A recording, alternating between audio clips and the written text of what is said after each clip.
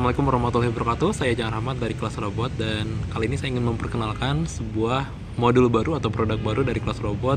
Ini namanya ESP8266 ya, 12F board non-MCU, compatible on board, ada soket RFID. Jadi nanti pakai RC522 itu tinggal nyolok aja ke sini.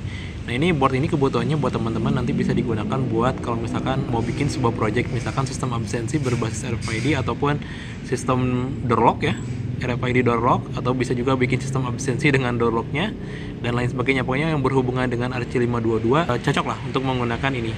Terlebih jika teman-teman ingin membuat projectnya itu berbasis IoT gitu ya, berbasis Internet of Things. Kenapa? Karena ini kan menggunakan IC ESP8266. Nah, mungkin di video ini saya akan coba jelaskan kepada teman-teman apa sih fitur dari board ini dan bagaimana cara menggunakannya, bagaimana cara upload program ke board ini. Karena sebenarnya board ini tuh simple aja. Ini kayak Node MCU, kita program seperti Node MCU. Sesimpel itulah. Jadi nggak terlalu sulit harus install apa dulu, nggak. Pakai Arduino Ide yang biasa teman-teman ngupload pakai Node MCU atau ESP8266 itu sama aja. Oke, selanjutnya akan saya juga jelaskan mengenai board ini.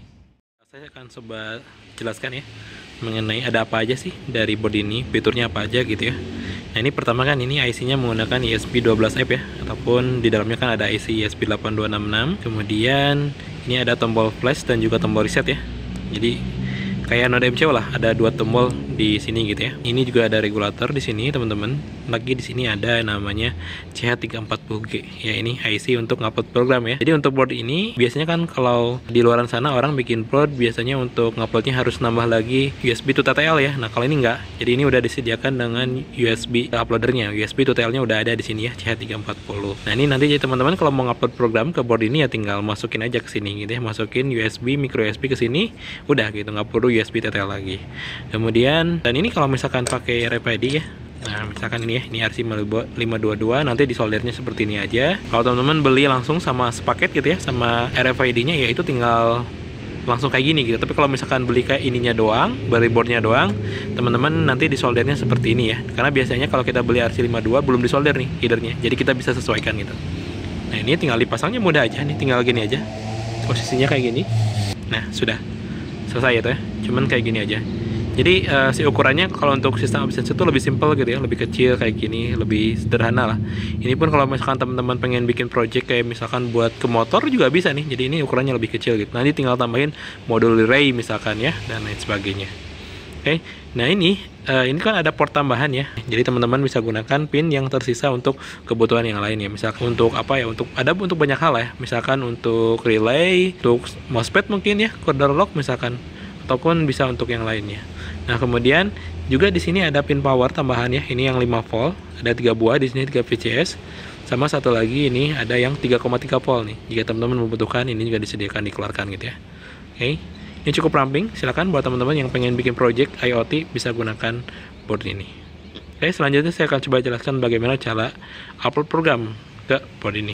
Nah, oke, untuk penggunaannya ini alatnya sebetulnya tinggal dikoneksikan aja ya. Tinggal dicolok aja ke USB gitu ya. Kemudian satunya lagi kan ke laptop atau ke komputer ya. Nah, terus ini saya sudah siapkan coding. Nah, ini ada sih di Kelas Robot ya. Di kelasrobot.com ada, kelasrobot.com, kemudian cari RFID. Nah, ke sini ya. Nah, ini nanti yang perlu di-add ya, ini ada 2 RFID library ya, dua-duanya harus di-add. Kalau nggak tahu cara add-nya, ini ada di sini. Kemudian ini codingnya. Codingnya ini saya copy aja ya. Saya copy, saya paste di sini ya. Delete, kemudian saya paste. Nah, ini untuk SDA sama resetnya diganti menjadi D4, D3 ya. D4,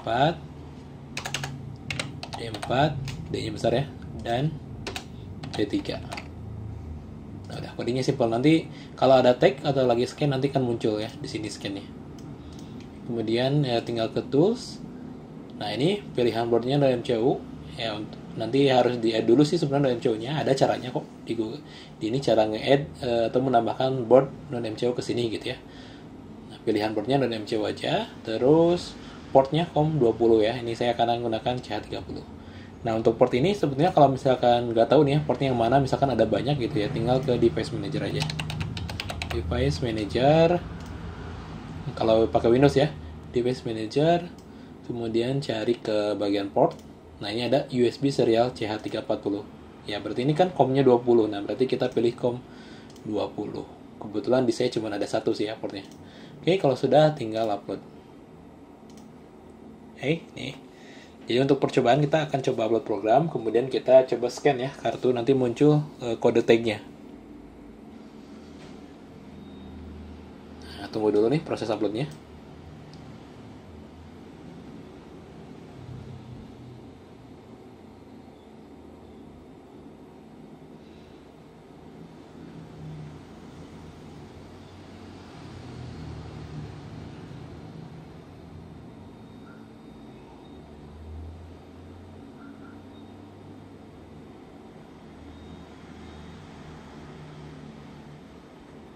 Nah, oke, kalau sudah 100% nguploadnya, berarti kita coba cek dibuka di serial monitor ya. Nah, ini serial monitornya.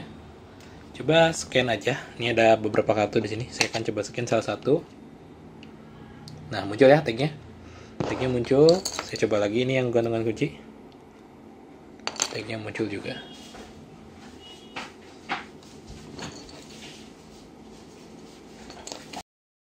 Kurang lebih cara penggunaan ya, dan juga penjelasan dari board baru ESP Dashboard ya dengan RC522 buat teman-teman yang pengen bikin project seperti absensi dan sebagai macamnya yang menggunakan RC522.